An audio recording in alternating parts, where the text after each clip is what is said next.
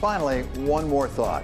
Mark Twain said that the only way to keep your health is to eat what you don't want, drink what you don't like, and do what you'd rather not. Judging from current results, an awful lot of Americans are eating and drinking pretty much whatever they want, regardless of their health. The Centers for Disease Control report that the number of obese Americans is now around 40%, and the severely obese are reaching toward 10%, which has some real economic effects for us all. Obesity itself is like just this gigantic economic force. It's a business force. There are businesses that thrive on how much people like to eat unhealthy foods. There are huge costs to insurers. But things may be changing thanks to pharmaceutical companies coming up with a new category of drugs called GLP-1, originally intended for diabetes, but that turn out to help us get around Mark Twain's dilemma. They help us not to want to eat the things we shouldn't. Demand for the new drugs is through the roof. If you take our best-selling medicine, Ozempic for type 2 diabetes, that grew the first 6 months by 59%. And that's actually with lower pricing, so underlying volume growth is much higher. With immediate and dramatic effects for the drug companies involved, like Novo Nordisk for Ozempic. The newest thing that we really like is the weight loss drugs. We think that that area is going to just explode. And even for whole economies, with Denmark, that's home of Novo Nordisk, the maker of Ozempic, having to deal with an influx of dollars so large that it's driving up the kroner and requiring Denmark to cut interest rates so it doesn't get out of whack with the Eurozone. But the new chemical approach to weight loss goes way beyond the sale of drugs themselves.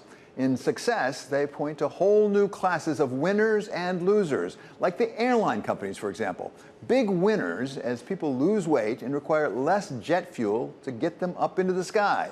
They saved an ounce on every passenger seat from changing the feedstock of the paper that they used on their United Airlines magazine and saving 11 pounds per flight. What? Yeah, and so we extrapolated that into 10 pounds per passengers, 175 people per plane. What happens to the fuel savings? They save $27 million. While snack food makers may come up losers in a world where there's less demand for things like Pringles. You've got Conagra that just said that it's watching this. Kellanova, the former Kellogg, said earlier this week that it's studying the impacts. And WW, which has worked for years to get you on that Weight Watchers diet, has decided not to beat the new drugs, but to join them, cutting back on their diet meetings and expanding into telehealth to get people the pharmaceuticals that may work better.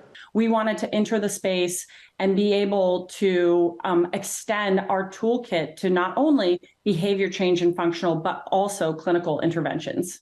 And wait, there's more. Just imagine if we started giving the GLP-1 wonder drugs to all of our troops, whose waists we carefully measure every 6 months to make sure they're in fighting shape. Surely it would slim them down some and maybe take some of the heat out of the inter-service war over just where our waste is measured from anyway. But if the pharmaceutical companies really want to help, maybe they could come up with something for our political leadership to take in Washington, something that interferes with their appetite, not to eat what they shouldn't eat, but to spend what they shouldn't spend, and that we can't afford. We saw that unhealthy appetite displayed again this week when the fight over the budget led to the House of Representatives, for the first time in history, voting out a Speaker of the House. Chaos is Speaker McCarthy. Chaos is somebody who we cannot trust with their word.